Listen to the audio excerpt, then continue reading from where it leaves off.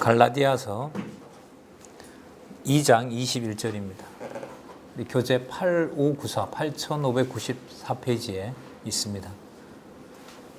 성경 강론 16권 8594쪽.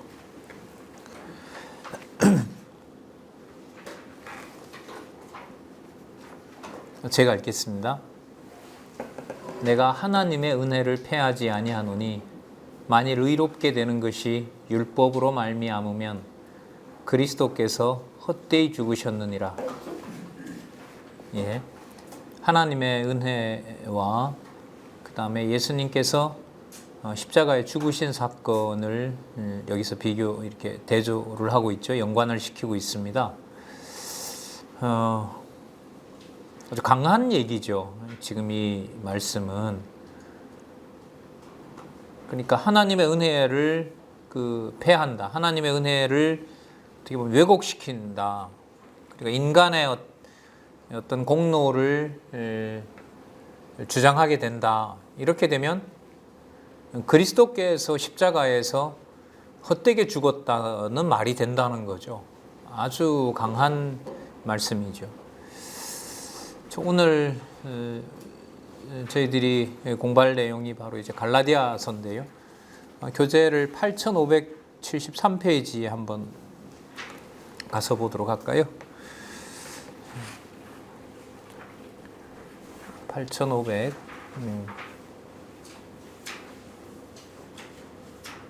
8573페이지 8573에 보면 제3절 은혜의 복음을 통한 양육 이렇게 나옵니다.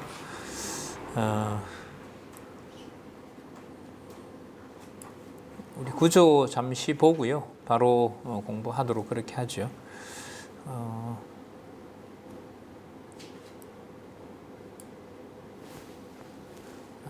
이렇게.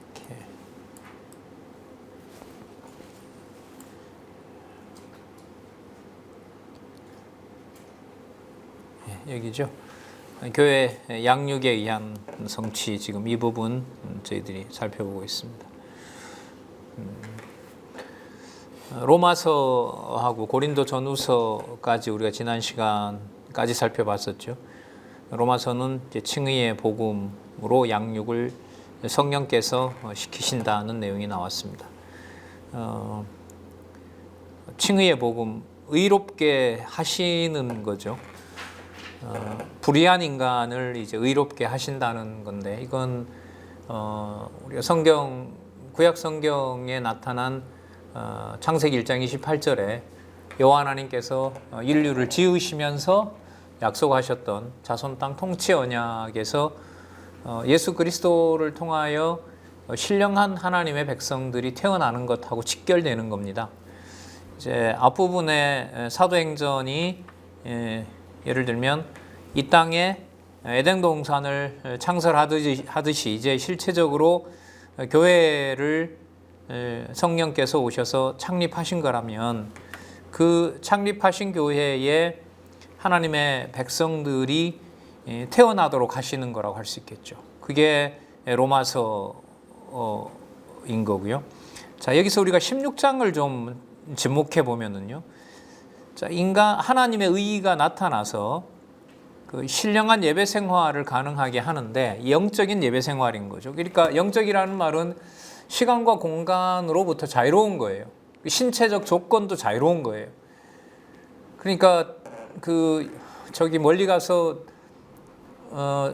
이사야서에 있는 말씀을 좀 인용을 하면 하나님의 저주받은 생육을 못하는 자, 그걸 고자라 그러죠. 남자로 말하면.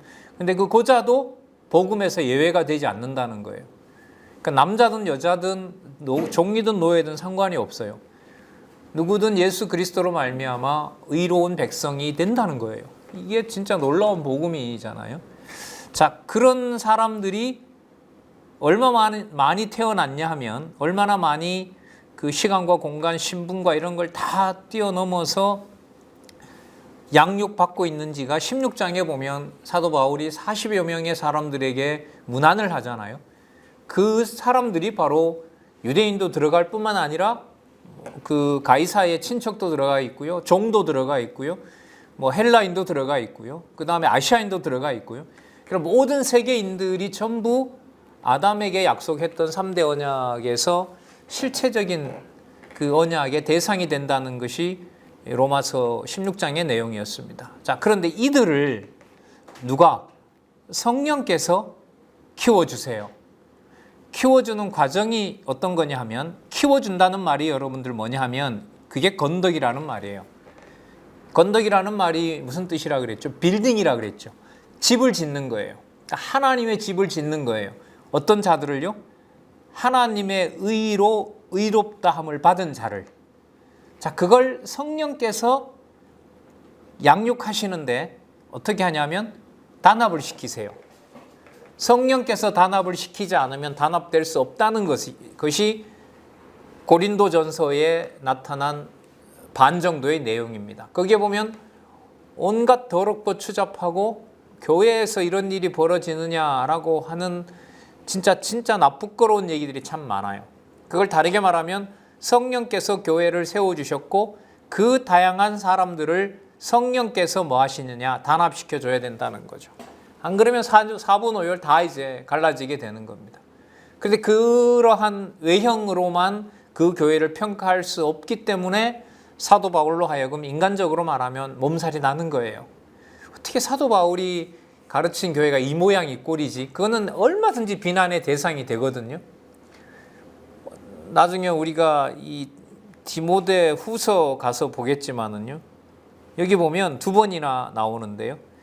디모데후서 2장인가요? 2장하고 3장에 가면 그런 얘기 나오죠. 아시아의 사도 바울로부터 복음을 받았던 교회가 바울을 다 버려요. 그걸 바울의 입에서 직접 얘기하게 해요. 그런데 바울은 어디가 있냐면 지금 감옥에 가 있어요. 그런데 하나님께서 감옥에서 사도 바울의 제자가 되고 사도 바울과 형제가 되고 동력자가 되는 일이 발생해요. 바깥에 그렇게 수고해서 가르쳤던 여러분 아시아 교회가 얼마나 많아요. 지금 이 에베소서, 갈라디아, 골로새들이 전부 아시아 교회들이거든요. 이 모든 교회들이 사도 바울을 다 나부른다고 하는 거예요. 쉽게 말하면. 그런데 여러분 잘 아시는 오네시모 있죠. 오네시모가 로마에 있는 감옥에서 만난 지체인 거죠. 이런 걸 어떻게 생각할 수 있겠어요. 그죠? 그러니까 복음이 전파된다 안 된다 이 말은 참 조심해야 될 말인 거죠. 그렇게 보면. 자, 나중에 이제 그건 이번에 거기까지는 갈 수 있을 것 같아요. 자, 여기를 다시 돌아가서 말씀드릴게요. 성령께서 단합을 시켜주세요. 단합을 시켜줄 뿐만 아니라 그들이 뭐 하도록 하느냐? 일치하도록 합니다. 알고 믿는 것으로 하나가 될 수 있도록 일치시켜 나가는 거예요. 그 일치시켜주는 근거가 뭐냐 하면 고린도전서 13장이죠. 사랑으로 일치시키는데 그 사랑의 확증이 뭐냐 하면 진리를 완성시켜 주세요. 그게 희미하던 것이 완전한 것이 된다라고 하고 모든 교회의 일체 은사들이 다 완성된다는 게 바로 일치와 관련된 내용이었습니다. 그러면 성경만 기록되면 그게 저절로 다 되느냐? 아니에요. 자, 여기서 하나님이 아주 혹독한 방법을 쓰는데요. 하나님과 화해하도록 하기 위해서 너무 굵죠? 좀 굵은 것 같아요.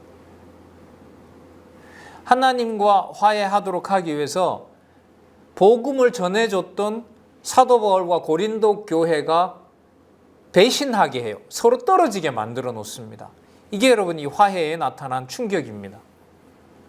참 힘들었죠. 이 부분을 읽을 때 꼭 이런 식으로 말씀을 전하는 이른바 목회나 이런 복음 전하는 사역이 이걸 피해갈 수 없는 것인가? 이런 생각도 많이 들더라고요. 그러니까 하나님과 일치시켰어요. 복음을 줬단 말이죠. 성경도 완성하게 하신다고 했어요. 그러면 완성하게 한 그 성경을 두고 열심히들 공부하게도 했어요. 그런데 그 복음을 전한 사도 바울과 그 복음을 들은 고린도 교회가 서로 등을 돌리게 만들어 놓는 거예요. 왜 그러느냐? 답이 다 나왔죠. 잠시 이제 기억을 더듬기 위해서. 사도 바울의 신부가 아니라 그리스도의 신부로 만들기 위해서 그렇게 한다는 거예요. 예? 저희들 다음 3월 5일 어쨌든 20권까지 해서 우리 공부는 어쨌든 일단락이 되거든요. 그런데 예를 들면 제가 이제 18권까지 여러분들하고 꽤 많은 시간을 보냈잖아요. 그 하나님께서 예를 들면 그 박원기라는 사람이 와서 성경신학을 소개했는데 그 많은 시간을 보냈는데 뭐 그거 성경신학의 본질은 아니더라. 이 말을 예를 들면 제가 한번 들었다고 생각을 해보세요.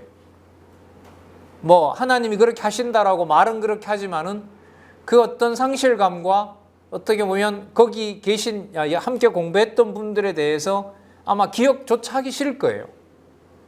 그냥 마음을 접거나 뭐 이렇게 된다는 말이죠.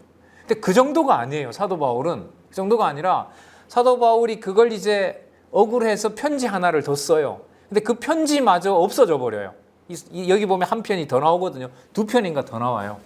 그리고 사도 바울이 고린도에 정박도 못하도록 합니다. 배에서 내려서 고린도교에 들어오지도 못하도록 막았다 그래요. 뭐 하게 하기 위해서요?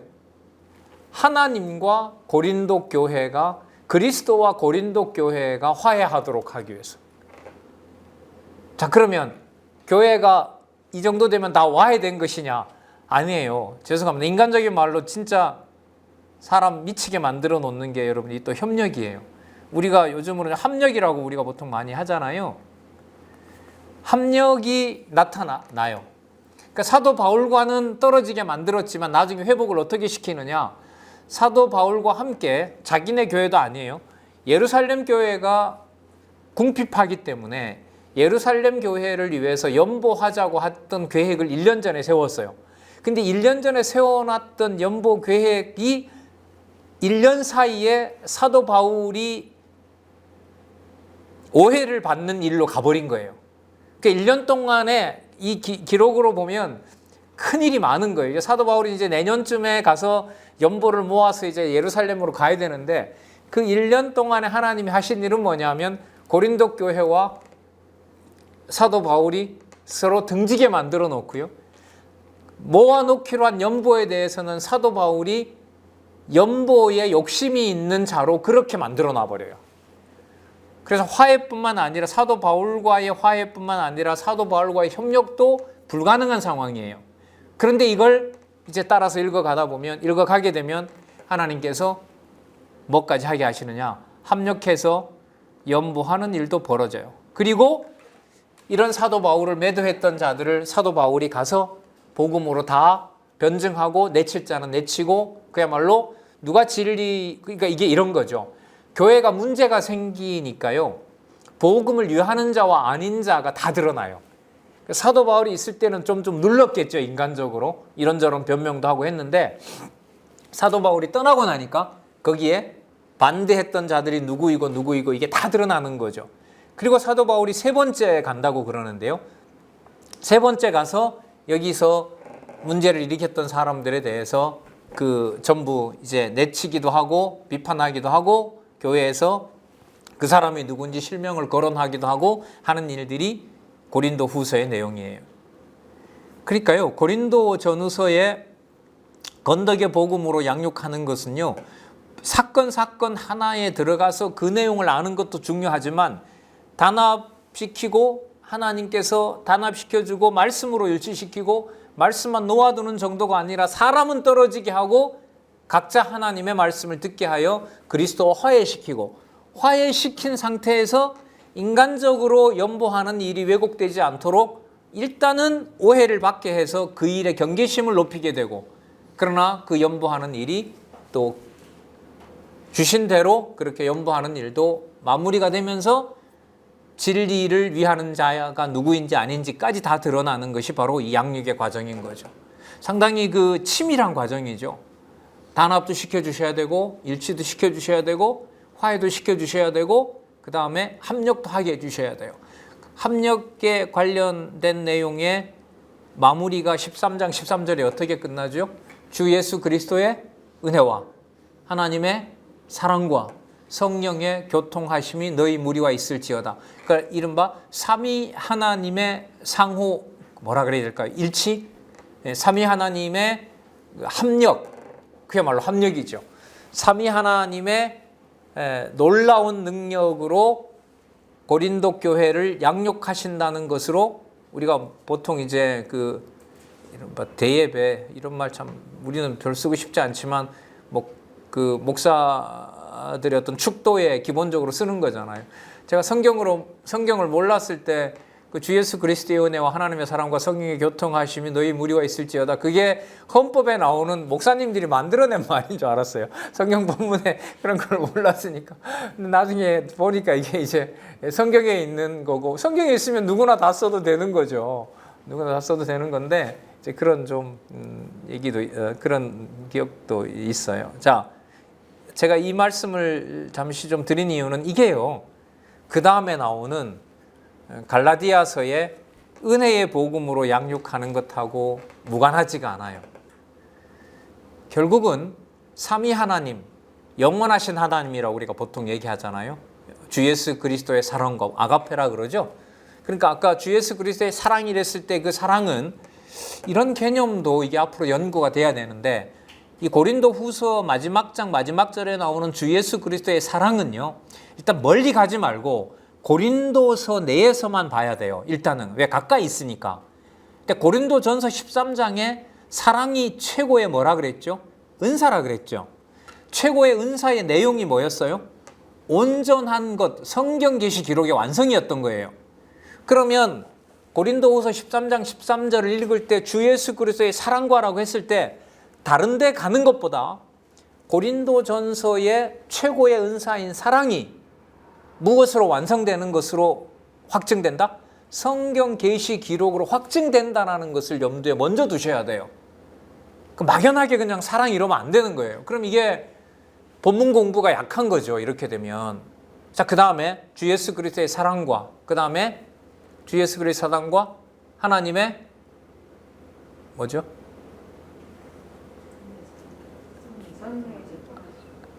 주 예수 그리스도의 사랑과 그 다음에 아니요. 제가 바꿔서 한 것 같네요. 죄송합니다. 주 예수 그리스도의 은혜와 잘못했네요. 죄송합니다. 주 예수 그리스도의 은혜와 이렇게. 자, 주 예수 그리스도의 은혜와 이렇게 됐는데, 이 주 예수 그리스도의 은혜라고 했을 때 이 은혜라고 하는 것은 고린도 전후서 전체를 일단 아울러야 되는 거죠. 그럼 고린도 전후서의 은혜라고 하는 게 바로 뭐냐면 단합과 일치와 화해와 협력을 주 예수 그리스도께서 칭의의 복음으로부터 하셨다는 거고요. 자, 그 다음 두 번째, 하나님의 사랑이라고 했을 때 하나님의 최고의 사랑의 은사는 뭐였어요? 계시 기록의 완성이었던 거죠. 그러면 주 예수 그리스도의 은혜가 무엇으로 더 구체화되는 거죠? 계시 기록의 완성인 하나님의 사랑으로 완성이 되는 거예요. 이렇게 연결이 돼야 돼요. 일단은 공부가. 막연하면 안 돼요. 성경은 절대로 막연한 게 아니잖아요.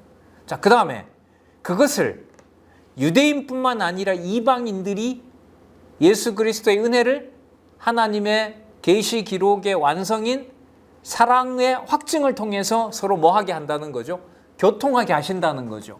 그래서 주 예수 그리스도의 은혜와 하나님의 사랑과 성령의 교통하심이 너희 무리에게 있을지어다라고 하는 게 축도만 들으면은요 그냥 막연해요. 그냥 목사님이 뭐 해주는구나 이런 게 아니잖아요. 이게 그것으로 가는 순간 갈라디아서와의 연결고리는 끊어지는 거예요. 이게 그러니까 긴장할 수밖에 없죠. 그런 말씀 많이 드렸죠. 성경 강론의 어떤 주제의 끝부분으로 올수록 더 긴장할 수밖에 없다는 말씀 많이 드렸잖아요. 자, 그래서 고린도후서 13장 13절에 나타난 아주 중요한 그 말씀하고요, 갈라디아서에 나오는 말씀하고 연결을 잠시 짚고 이제 들어가서 살펴보도록 하겠습니다. 자, 그러면 이 단합과 일치, 화해와 협력 다음에 나오는 갈라디아서의 은혜의 복음으로 양육한다는 내용은 무엇인가? 자, 일단 이 내용에서 우리가 힌트를 얻을 수가 있겠죠. 이 내용을 제가 무시할 수는 없으니까. 자, 복음과 은혜의 변증이 나타납니다. 자, 그럼 여기서 이제 확인해야 될 게 이 복음이라고 하는 것이 무엇이며 이 복음과 뭐하고 관계가 돼야 되냐 하면 단합과 일치, 화해와 협력. 일단 가장 가까이 있는 협력하고 연관이 돼야 되겠죠. 협력의 문제는 뭐였냐 하면 사도 바울과 고린도 교회가 예루살렘에 있는 교회에게 뭐 하는 거죠? 연보하는 거죠. 그리고 사도권이 얼마나 높은지 그 기억하시죠? 3층천에 간 사건도 여기에 나오는 거예요. 그러니까 누가 보더라도 사도 바울은 가장이라기보다 분명한 하나님께서 그리스도의 제자로 뽑은 사도인 거죠. 3층천까지 가서 이제 그 경험하는 그런 일까지 했으니까요. 자, 그런데 그러한 사도 바울과 고린도 교회가 연보 문제를 통하여 오해를 사게 한 다음에 그것을 서로 합력하도록 성령께서 풀어나가신단 말이에요. 자, 그러면 그러한 복음의 능력이 사도 바울의 어떤 개인적인 힘과 노력으로 된 것이냐? 절대로 아닌 거예요. 자, 그런데 이 갈라디아서 초반부에 보면 복음의 이제 본문에 들어가서 볼 텐데요. 복음의 두 가지 성질이 나오는데 하나가 뭐냐 하면 절대성이에요. 그리고 뭐냐 하면 은혜예요. 그러니까 복음의 절대성과 복음의 은혜성이 나오는데 복음의 절대성은 뭐냐 하면 사도 바울이 사도들로부터 배운 것도 아니고 사도 바울이 그리스도가 계실 때 같이 따라다녔어요? 같이 따라다니지 않았어요? 같이 따라다니지 않았죠. 그러니까 유대인들로 봤을 때는 우리 12제자들, 가룟 유다 다음에 나중에 또 누구 하나 뽑지만은요. 예수님이 제자들하고 다닐 때 우리는 사도 바울을 본 적이 있다 없다? 없다. 예를 들면 여러분 고린도에 가서 말이에요. 갈라디아 이 교회가 갈라디아는 여러분 어떤 지명이 아니고요. 우리로 말하면 어떻게 얘기될까요? 어떻게 보면 순천시 예를 들면 뭐 전남 그 어떤 지역이 포괄적인데요. 갈라디아서 지방을 말하는 거예요. 유대가 아니고 이게 소아시아니까요. 거기에 가서 사람들한테 야, 내가 갈릴리에서 살았는데 나사렛이라는 동네에서도 내가 살았는데 사도 바울이라는 사람은 그 예수님의 제자들하고 같이 다닌 적이 없다. 그래 그 사람을 뭐라고 부르기가 어렵다. 사도라고 부르기는 어렵다. 이렇게 돼버리면 곤란하잖아요. 자, 그럼 물론 사도행전에는 일일이 나오지만 그런 사도 바울이 누구보다가도 계시를 받은 사도임이 분명하지만 그런 사도의 신분이 가르칠 때는 전해지는데요. 사람들에게 듣게 되는데 사도 바울이 떠나고 나면 유대인들이 와서 사도 바울과 교인들을 이간시켜 놓는 거예요. 그리고 사도 바울이 가르치고 가면은 그 교회가 좀 안정되면 얼마나 좋아요.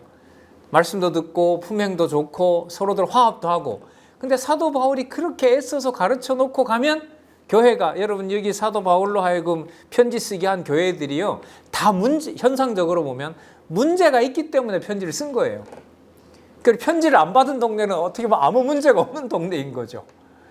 그러니까 어떤 방식이냐면 가르쳐 놓고 가면 이단들이 생기고 사도 바울과 교인들 사이는 멀어지게 되고 이 과정을 하나님께서 꼭 겪도록 합니다.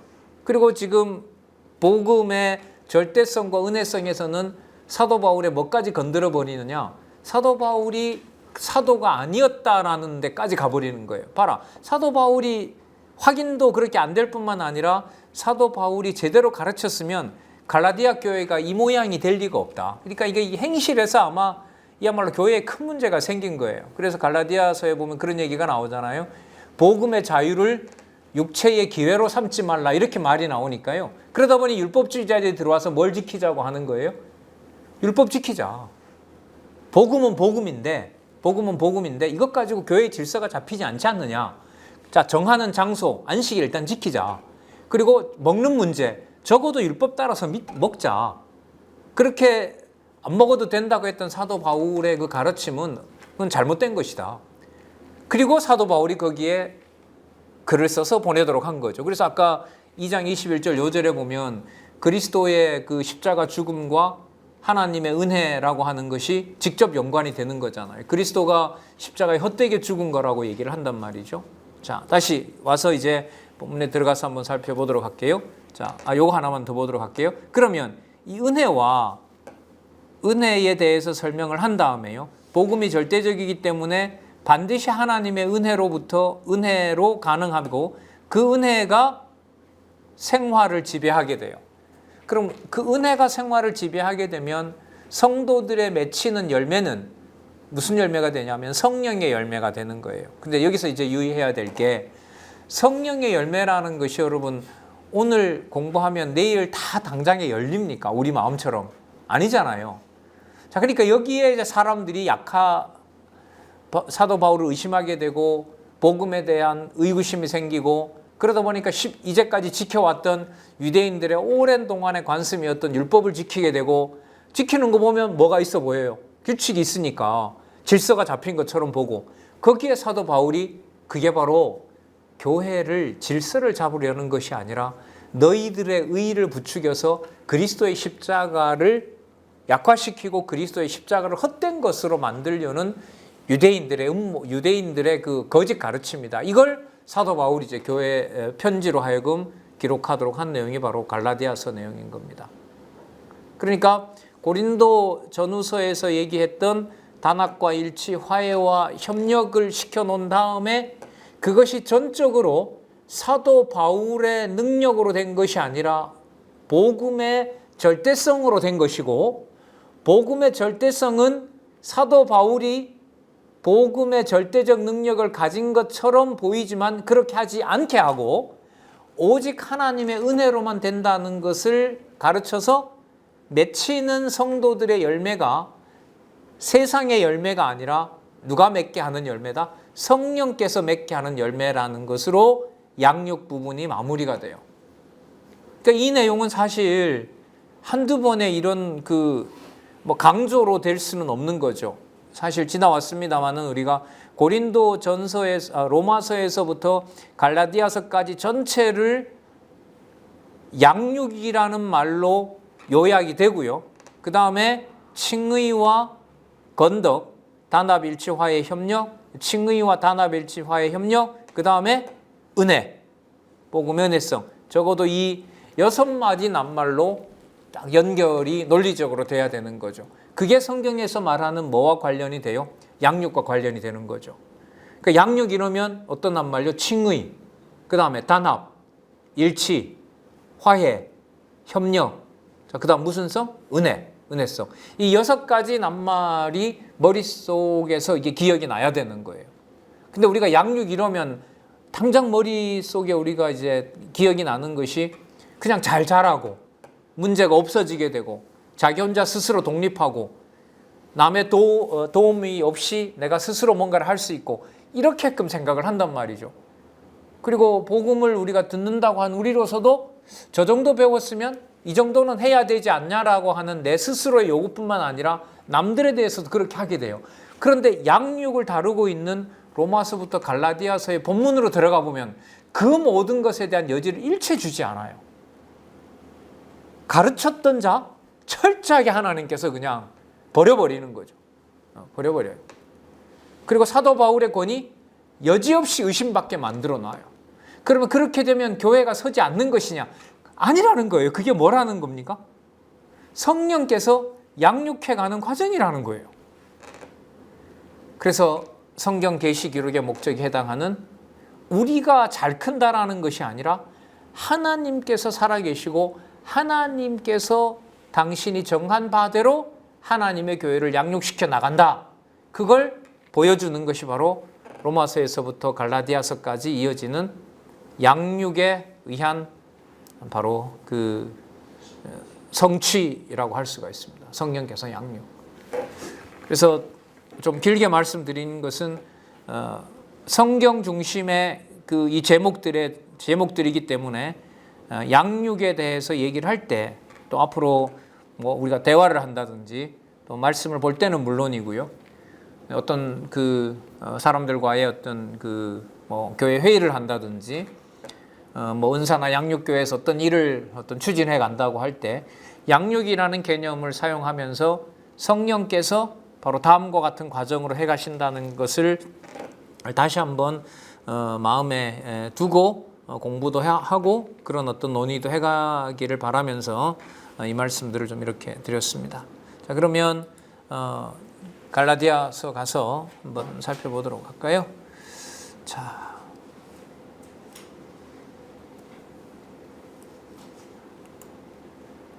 여기 볼게요. 갈라디아서 1장에서부터 4장까지 복음과 은혜의 변증인데 제일 먼저 여기 뭐가 나오죠?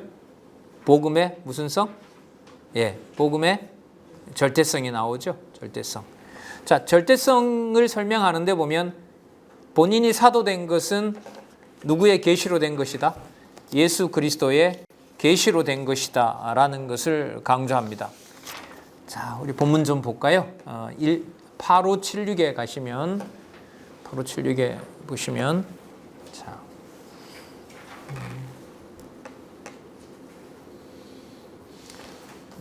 앞부분은 잠시 한번 읽어볼게요.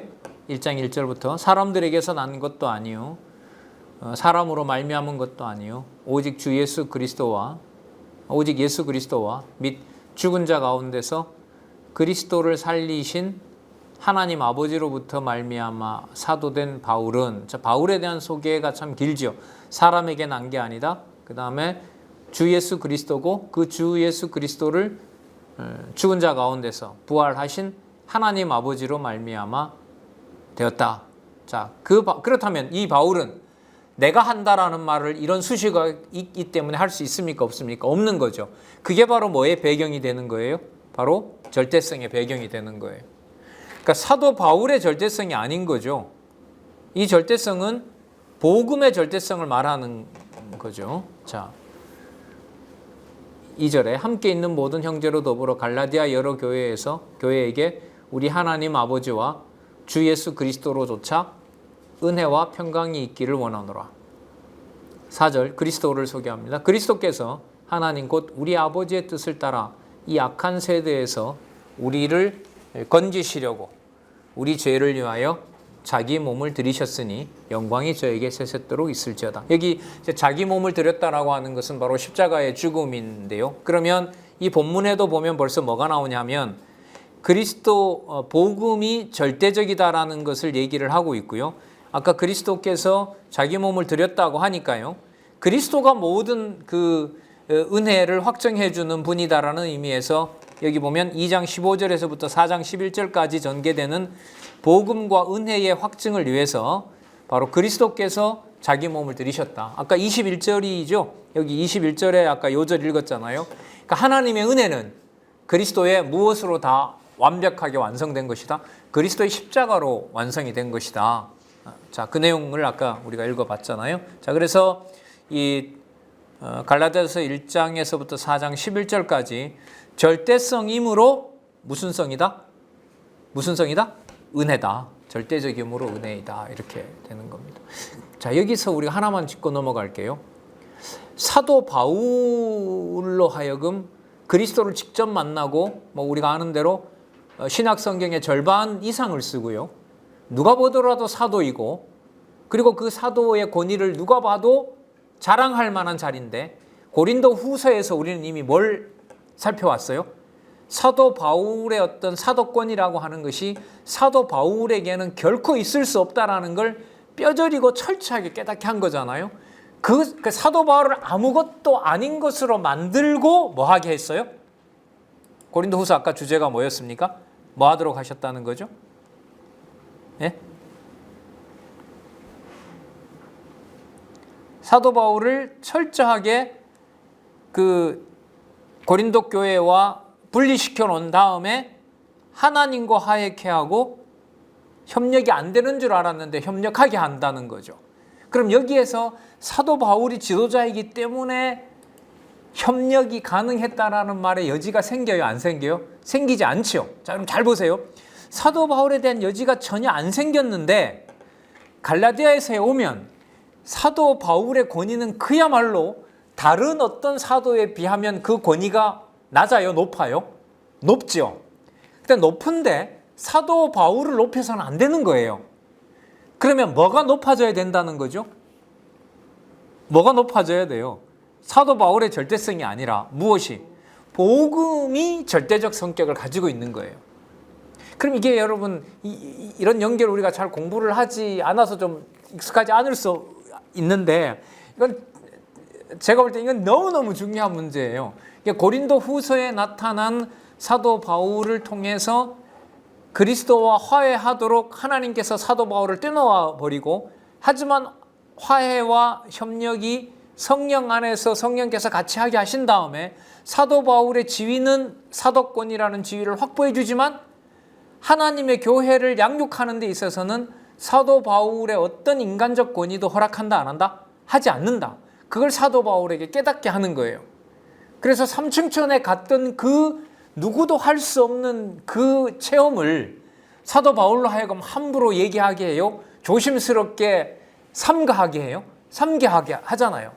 하지만 사람들이 자꾸 시비를 물잖아요. 너 뭐가 아니다라고 하니까. 너 사도 아니다. 너 같이 안 다녔잖아. 이러니까 사도 바울이 보여줬던 계시를 너무너무 조심스럽게 꺼내는 거예요. 내가 사도가 아니라고? 그러면 나처럼 계시 받은 자가 있냐? 그러나 그것을 가지고 내가 자랑할 수는 없는 노릇이다. 이렇게 나간 거 아니에요? 그게 갈라디아서 초반부에 오면 사도 바울이 마치 자기가 독자적으로 계시를 받은 것처럼 오해할 만큼 사도 바울을 가르쳐 준 복음의 절대적 능력을 갈라디아서 초반부에서 얘기를 해요. 그러면 사도 바울을 복음으로 안내한 말씀의 절대적 능력이 있기 때문에 자, 이제 갈라디아 교인들에게도 오는 거예요. 갈라디아 교인들이 사도 바울이 가르쳤던 복음에서 떠나서 교회가 조금 무질서하다 하더라도 어디로 따라가면 안 되겠어요? 복음이 절대적이니까. 예수 그리스도께서 십자가에 죽으신 그것이 절대적인 거기 때문에 교회가 아무리 문제가 있고 아무리 지탄받는다 하더라도 세상으로부터 사도 바울이 전하여 준 그리스도의 완벽한 십자가 사건의 그 화해의 복음으로부터 떠나면 되겠어요? 안 되겠어요? 떠나면 안 되겠죠. 그러면 떠날 수 없는 이유가 바로 여기 나타난 5가지인 거예요. 처음에 자 볼까요? 본문을 좀 찾아볼게요. 의롭게 된 것이 여러분 여기 보세요. 여기 율법이죠. 이게 전부 다 율법. 율법은 자기의로 행위를 하는 거예요. 그럼 이렇게 되겠죠. 하나님으로부터 의롭게 된 것이 내가 잘해서 그런 건가요? 아니잖아요. 맞죠? 성령이 오신 것이 내가 뭔가를 지켰기 때문에 성령이 온 거예요? 아니죠. 자, 하나님께서 약속하신 것을 폐하지 않는 것이 우리가 뭔가 잘 지켰기 때문이에요? 아니죠. 그 다음에 우리에게 온 믿음이 내가 뭔가를 잘했기 때문에 믿음이 유지되는 건가요? 아니란 말이죠. 그 다음에 내가 하나님 아들 된 것이 율법을 잘 지켰기 때문에 그런 거예요? 그것도 아니라는 거죠. 여러분 이게요. 이 지금 관계가 이렇게 이제 5가지로 이어지는데 이게 전부 다 이 논리적 연결성을 가지고 있어요. 논리적 연결성을 가지고 있다는 말은 이게 뭐냐면 이 내용이 그냥 5가지가 쭉 연결됐다 이거보다가 어떻게 된다는 거죠? 점점 심화된다는 거예요. 그러니까 칭의의 복음이므로 성령의 복음이고 성령의 복음이므로 약속의 복음이고 약속의 복음이므로 믿음이고 믿음의 복음이므로 우리가 하나님 아들 된 것이다라는 이 연결을 여기서 우리가 확인할 수가 있는 거예요. 자, 본문을 조금씩 보면서 좀 말씀드려 볼게요. 자, 2장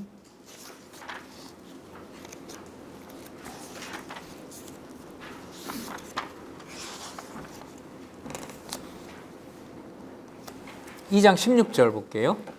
8592페이지, 8595페이지 15절.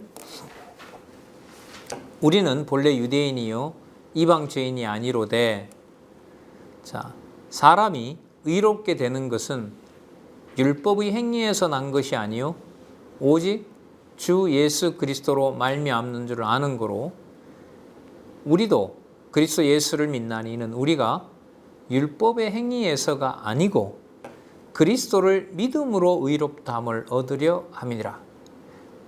율법의 행위로는 의롭다함을 얻을 육체가 없느니라. 만일 우리가 그리스도 안에서 의롭게 되려 하다가 죄인으로 나타나면 그리스도께서 죄를 짓게 하는 자냐? 결코 그럴 수 없느니라. 이 17절 내용이 이제 사도 바울이 떠나고 난 다음에 고린도 교인들에게 공격을 하는 거죠. 사도 바울이 그랬다며 율법을 지키는 것이 아니라 믿음으로 의롭게 된다고. 그런데 야, 너네들 행동을 한번 봐라. 그게 복음으로 자유함을 받은 자들이 하는 행동이냐? 이 이방인들 유대인들이 섞여 있거든요. 갈라디아 교회는 유대로부터 이렇게 좀 그래도 가까이 있기 때문에. 그러니까 야, 너네들 의롭게 살려고 한다고 했고 의로운 백성이라고 했는데 너네들 바깥으로 드러나는 행동을 보면 전혀 그렇지 않다. 유대인들은 못 미쳐갈 뿐만 아니라 이방인들보다가도 더 규모가 없다. 여러분 그 사도행전에도 나오는데요. 여러분 당시에 이 로마인들의 학문을 배웠던 사람들의 이 교육받은 사상이 뭐냐 하면은요. 그 스토아 철학하고 에피큐리안이에요. 에피큐리안도 그런 면이 있지만은요. 스토아 철학자들의 행실은 뭐냐 하면 매우 금욕적입니다. 매우 도덕적이에요. 매우 도덕적이에요. 그렇기 때문에 바깥에 드러나는 행동을 가지고 보면 유대인들은 뭐 금욕이 이루 말할 수 없고요. 뭐 안식일 뭐 먹는 거 철저하게 지키잖아요. 그러니까 로마의 학문을 배웠던 로마 학문이 결국 그리스 학문이니까요. 그리스 철학을 배운 사람들이나 그 유대인들이나 바깥으로 나타난 행위 규모로 보면 바울의 복음을 들었던 사람들보다 그 행실이 훨씬 더 뭐예요? 도덕적인 거예요. 그러니까 공격하기가 좋은 거죠. 사도 바울이 너네들을 의롭게 만들어 놨는데 의롭게 만들어 놓은 사람들의 행실이 이 모양이냐? 이렇게 되는 거예요. 그러니까 아니지 않느냐 이건. 자, 그때 이제 거짓 선생들이 들어오는 거죠. 그럼 어떻게 하면 되는데요? 사도 바울 가르친 게 문제가 있으니까 다음 주부터 안식일 지키고 절기도 지키고 안 지키는 것도 지키는 게 좋지 않겠어요? 지키고 그 다음에 우리가 먹는 것을 따라서 그 더러운 것을 먹지 좀 말고 그렇게 해야 자 교회가 질서 있고 안정되지 않겠습니까? 라고 해요. 이 제안을 우리가 생각하기에도 거부하기가 쉽겠어요? 어렵겠어요? 어렵죠. 왜? 교회가 어지러운데 수습해야 될 거 아니에요. 이 문제가 바로 여러분 17절 같은 경우에 잘 나타나 있는 거예요. 사도 바울이 이걸 이제 들었겠죠. 듣고 거기에 대해서 이제 얘기를 하는 겁니다. 자, 그러면 사도 바울의 이제 반론이 이거죠. 제가 한번 물어보겠습니다. 그러면 여러분, 유대인들이 예수 그리스도를 만난 것이 그 사람들이 뭔가를 열심히 했기 때문에 그리스도를 만날 수 있었던 겁니까? 베드로가 잘해서 예수 그리스도를 만났습니까? 안드레가 그랬습니까? 그러면 정작 저는 그러면 행동이 의로웠기 때문에 예수님 만났습니까? 저는 교회를 잔해하던 자입니다. 그러면 내가 의롭게 된 것이 뭐하고는 무관한 거 아닙니까? 율법을 지키는 것하고 무관한 거 아닙니까? 의롭게 된 것이 그리스도로 말미암은 것이지 그러면 문제로 드러난 악행 같은 건 해도 된다는 말입니까? 그런 말은 아닙니다. 그래서 나중에 이제 성령께서 그 열매를 맺게 해주셔야 되고 복음의 자유를 육체의 기호로 삼는 것하고는 엄격하게 분리가 됩니다. 그걸 사도 바울로 하여금 안내를 해주게 되는 거죠. 사도 바울이 안내를 받고 성령께서 깨닫게 할 자는 깨닫게 하시고 오늘 돌아올 수 없게 하는 자는 그 다음에 또 돌아오게 하는 거고요. 지금도 마찬가지죠. 복음을 전하는 제가 여러분들에게 명령하러 온 건 아니잖아요. 그렇다고 다 아무거나 막 해도 됩니다라는 걸 방조하러 온 것도 아니란 말이죠. 성경에는 어떻게 보면 거기에 대해서 엄격하게 다 말씀을 하고 있는 거죠. 그 말씀을 전체적으로 연결을 해가면서 안내를 해드리기 위해서 저는 여러분들을 만나러 온 거 아니겠습니까? 자, 그러면 두 번째 성령과 율법의 관계로 한번 보도록 할까요? 자, 그러면 의롭게 되는 것이 하나님의 그 은혜로 말미암아 된 것이라면 자, 2장 21절은 우리 아까 읽었으니까요. 그걸 염두에 두시면서 하나님의 은혜가 그리스도의 십자가로 완성이 됐다라는 것을 염두에 두시면서 성령과 율법의 관계를 한번 살펴보도록 하겠습니다. 2절 볼까요? 3장 2절입니다. 집사님 저기 조금 낮추면 안 될까요? 자, 3장 2절 보겠습니다. 내가 너희에게 다만 이것을 알려 하노니 너희가 성령을 받은 것은 율법의 행위로냐 듣고 믿음으로냐. 그러니까 그러니까 여러분 성령이 온 것이 유대인들이 어떤 행동을 잘 했기 때문에 성령이 온 건가요? 아니면 보내주신 성령을 단지 믿었을 뿐인 건가요? 믿게 된 걸까요? 믿게 된 거죠. 그죠? 이때 믿음은 로마서에서 이미 해결을 했습니다. 어떤 인간의 행동이 가미되질 않고 믿음이 왔다 그러죠. 온 믿음이 우리 속에서 나로 하여금 믿을 수 있는 지각을 열어준 거죠. 이게 바로 믿음인 거죠. 그러니까 믿음에서 어떤 인간의 행위를 찾으시면 안 됩니다.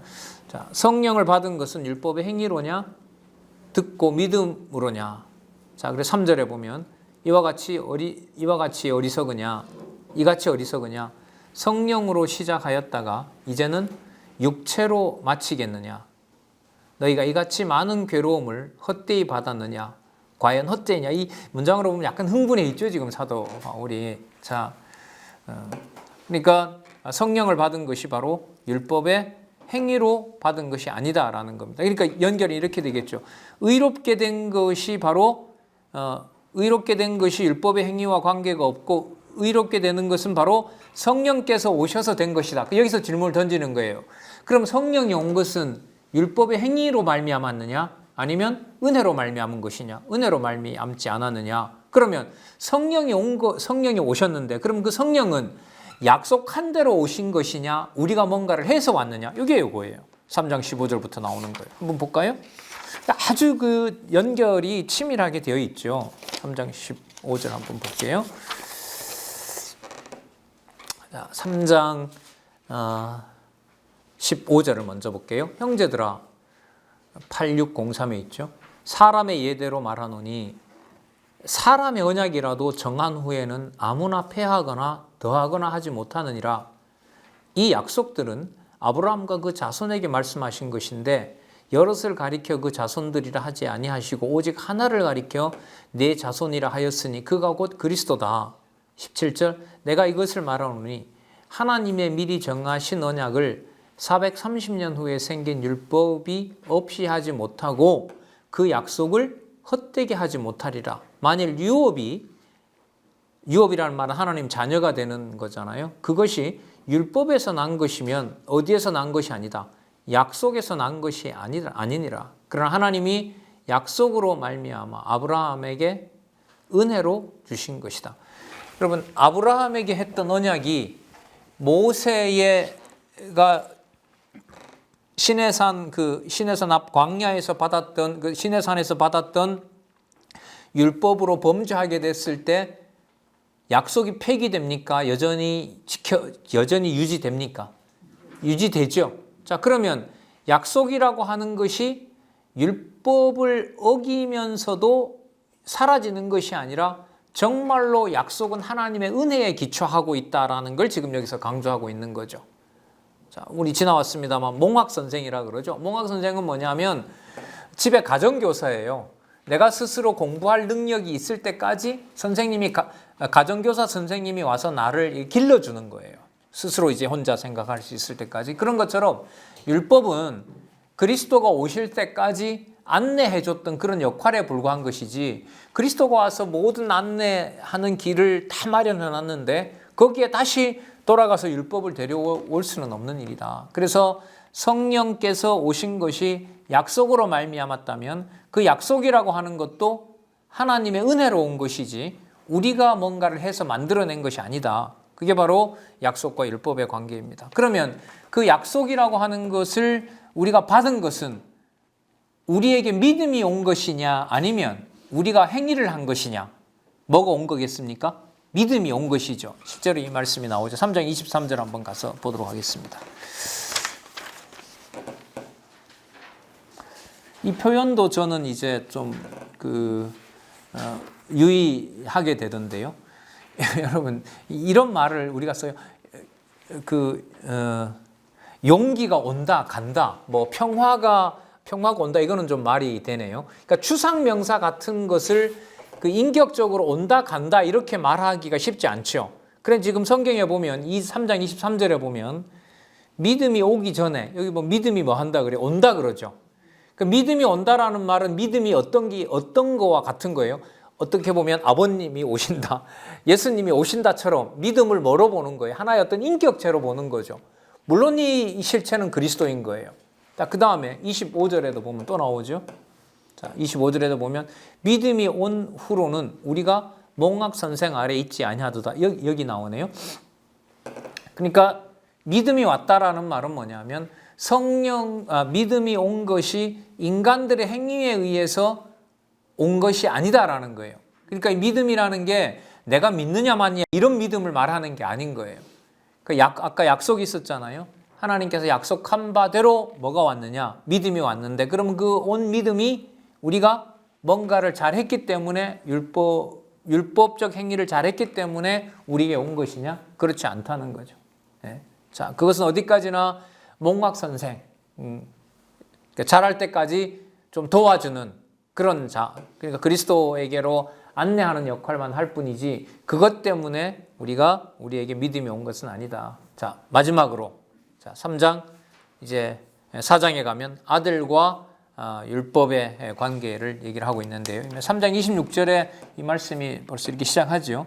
너희가 다 믿음으로 말미암아 그리스도 예수 안에서 하나님의 아들이 되었다. 자, 여기서 질문을 또 하는 거죠.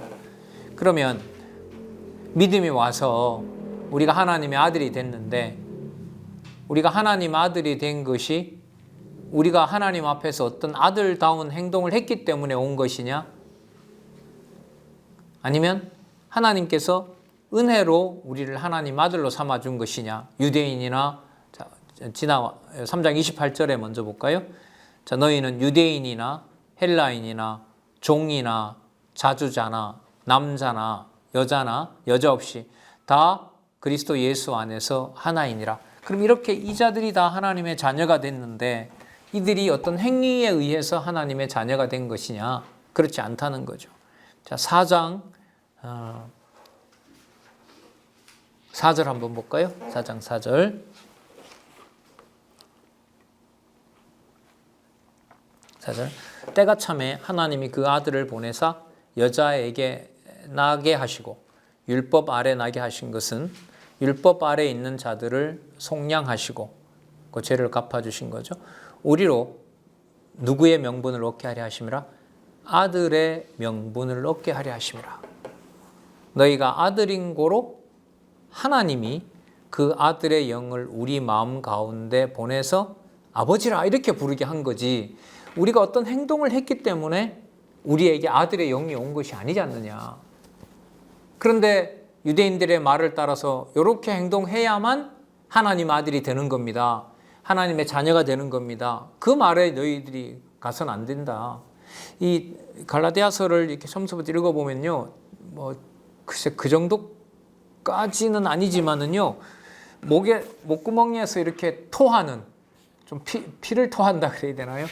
그런 마음이 여기에 이렇게 들어가 있어요. 감정으로 보면 아주 끝까지 가 있는 감정이에요. 그러니까 뭐라고 호소한다 그래야 되나요?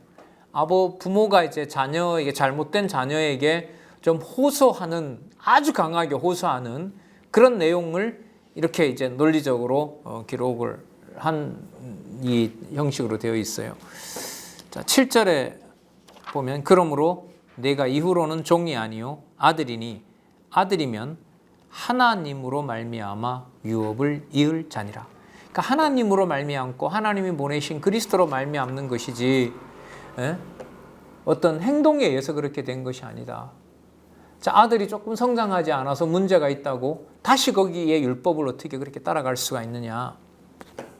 자, 그 4장 10절에 보면 이제 이 율법을 강요했던 것들의 내용이 거기에 보면 나오죠. 10절에 너희가 날과 달과 절기와 해를 삼가 지키니 내가 너희를 위하여 수고한 것이 헛될까 두려워하느라. 자, 규모 없이 그냥 막 그 이방인들이 섬기던 그 축제보다가 더 규모 없이 이 갈라디아 사람들이 막 행동을 해버린 것 같아요. 그러니까 그렇게 하지 말고, 자, 보세요. 그죠? 날도 무슨 날 다 지키는 거잖아요. 율법 따라서. 그 다음에 달 이러면 여러분, 그 율법에 보면 초 1일에 지켜야 될 게 있잖아요. 그런 걸 다 지키죠. 절기, 유대인의 아주 중요한 절기 있죠. 뭐부터 시작한? 유대인 1월 달에 뭐가 있죠? 유대인 1월 달에 6월절 있잖아요. 그게 1월이거든요. 그 사람들 6월절부터 시작해서 장막절 7월까지 지키는 거 있잖아요. 그 다음에 70년, 안식년, 5원, 무슨 년 이거 다 지키는 거죠. 그러니까 누가 보더라도 정기적으로 질서 있게 지키는 것이 훨씬 더 좋아 보이는 거죠. 그런데 그걸 지키게 되면 누가 어디에서 죽으신 일이 헛되게 되는 거죠. 예수께서 십자가에서 죽으시면서 이방인들까지 하나님 자녀 삼아준 것이 다 무효가 되어버리는 거예요. 이 사이에 이제 하나님께서 사도 바울로 하여금 이 갈라디아서에 하나님의 은혜가 어디서부터 시작됐다? 절대적, 복음의 절대성으로부터 시작한 것이기 때문에 인간적인 어떤 모양새가 좋지 않더라도 타협할 수 있는 것이다, 아니다. 아니다라는 것을 여기서 알려주고 계시는 거예요.